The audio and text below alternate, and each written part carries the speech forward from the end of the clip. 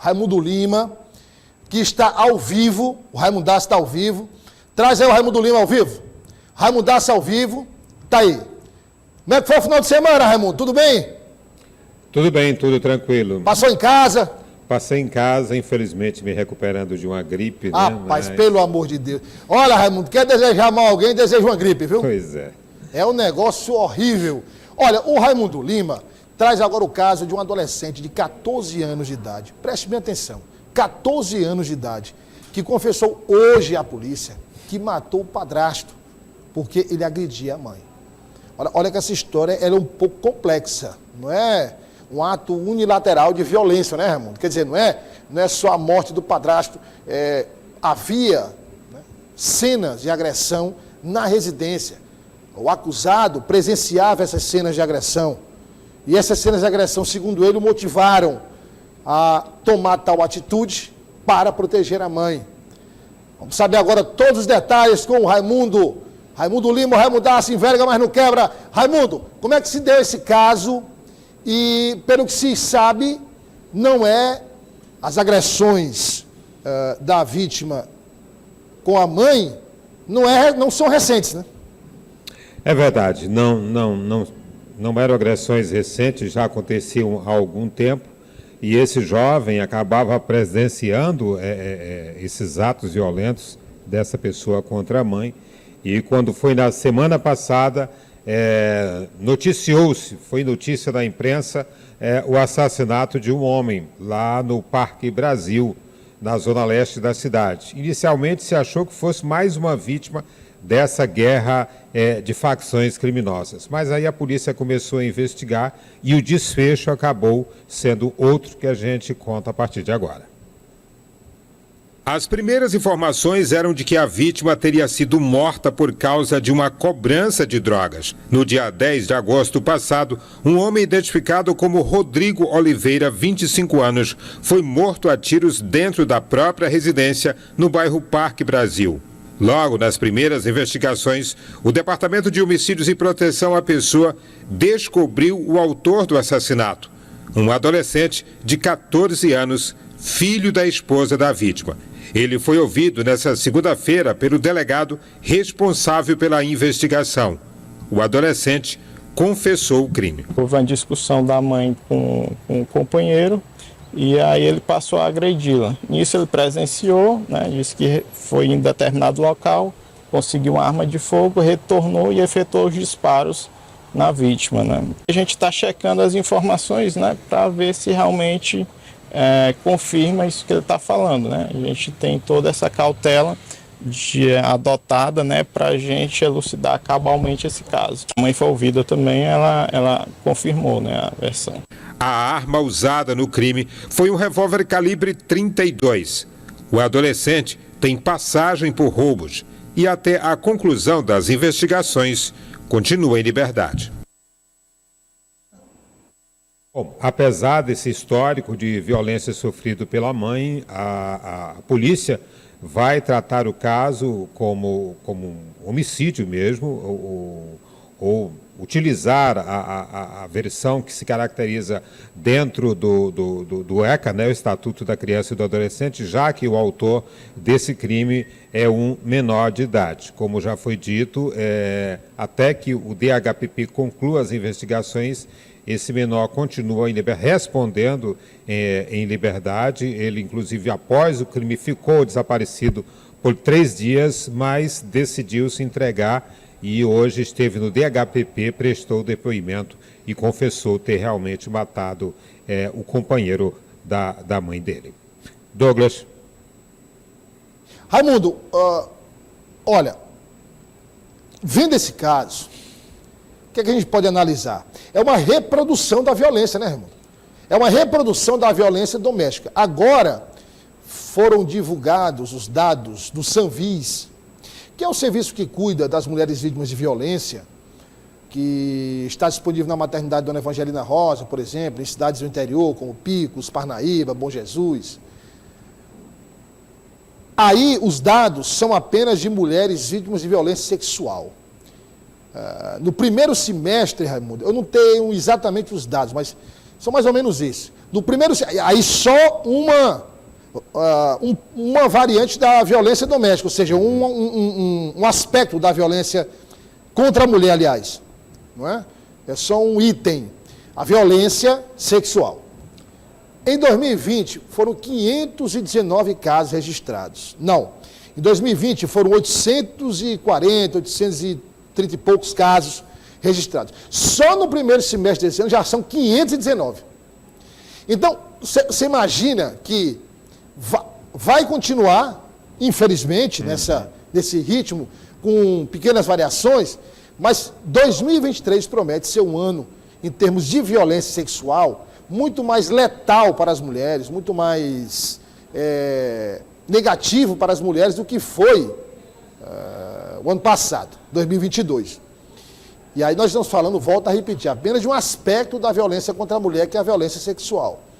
Nesse caso, Raimundo, nós temos um desfecho trágico, porque o filho viu a mãe ser agredida, presenciou as agressões e, num determinado momento, resolveu parar as agressões, matar o agressor.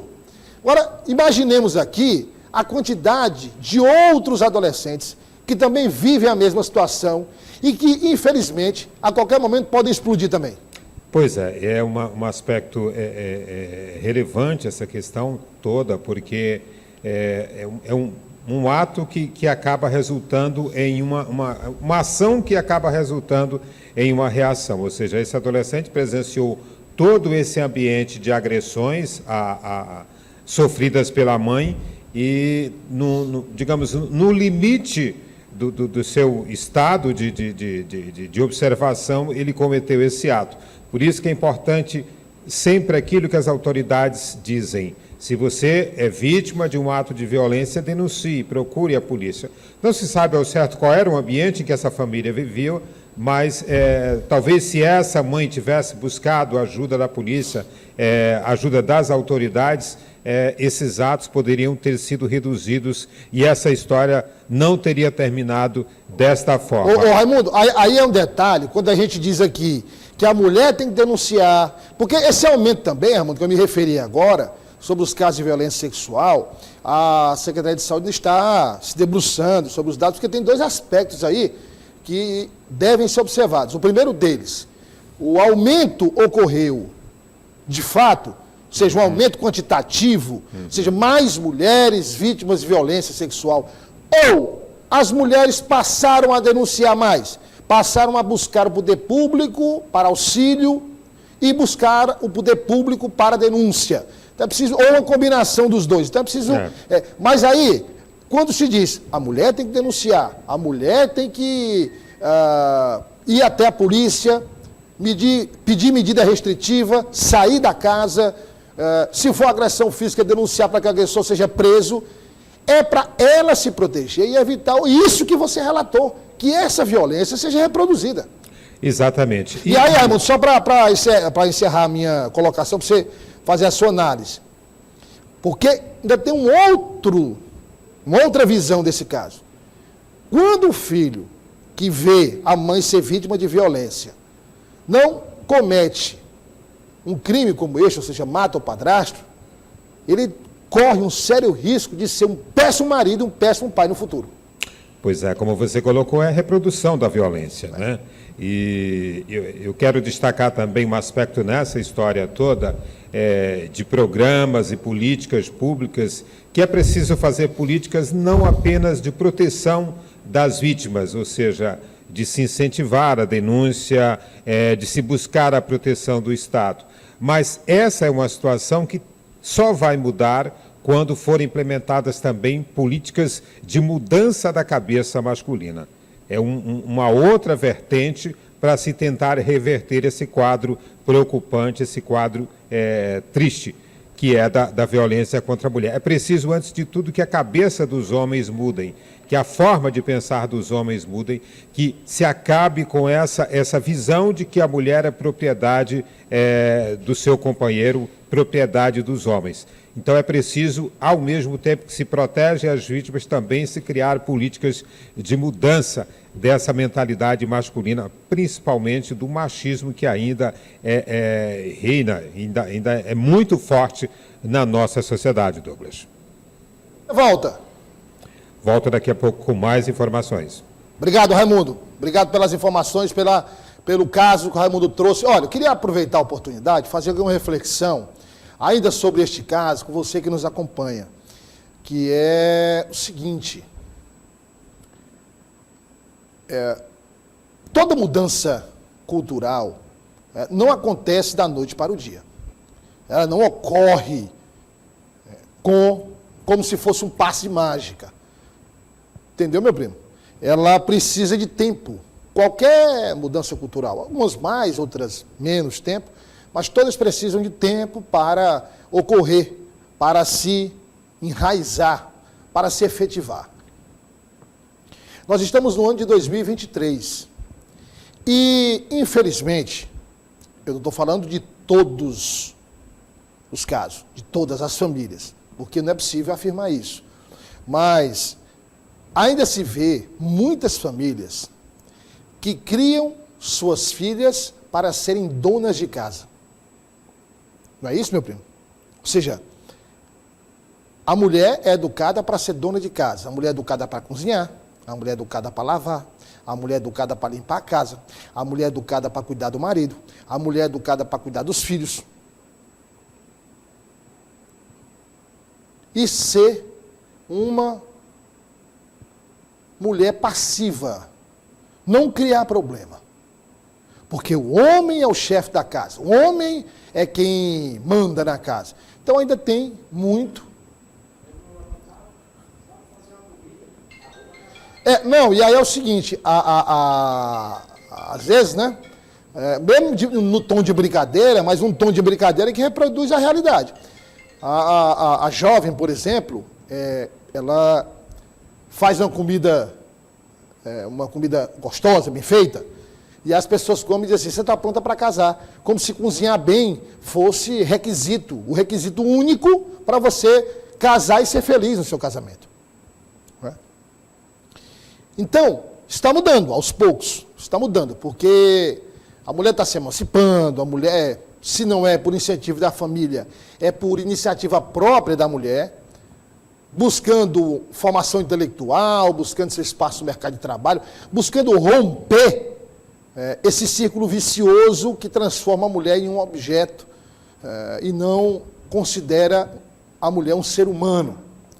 Agora, isso passa pela família, mas passa também pela escola, que peca por não ter um trabalho mais intensivo de conscientização sobre esse cenário que nós vivemos. E o homem, por outro lado, ele é criado para ser macho, para mandar. Olha, mulher não fala mais alto na sua casa, você é quem dá a última palavra. Então ainda tem esses casos que resistem, e não são poucos, né? E não são poucos. E, por último, reforçar essa situação que eu discuti com o Raimundo, que é, o filho muitas vezes não mata o padrasto, não mata o pai. Mas aquilo tem uma influência tremenda na formação psíquica do jovem, da criança, do jovem, depois do adolescente, a ponto dele se tornar agressivo, a ponto dele se tornar um péssimo marido, a ponto dele se tornar um péssimo pai e até cometer algum tipo de violência, até matar. Quando não se torna um adolescente problemático, vai parar num CEM da vida, no Centro Educacional Masculino, ou em outro centro de correção, em outro estado do Brasil. Então, tudo isso tem influência.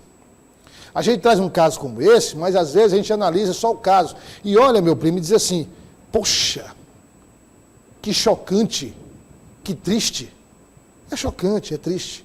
Mas vamos analisar com mais profundidade a situação para evitar que isso se repita. Atacar o problema na raiz.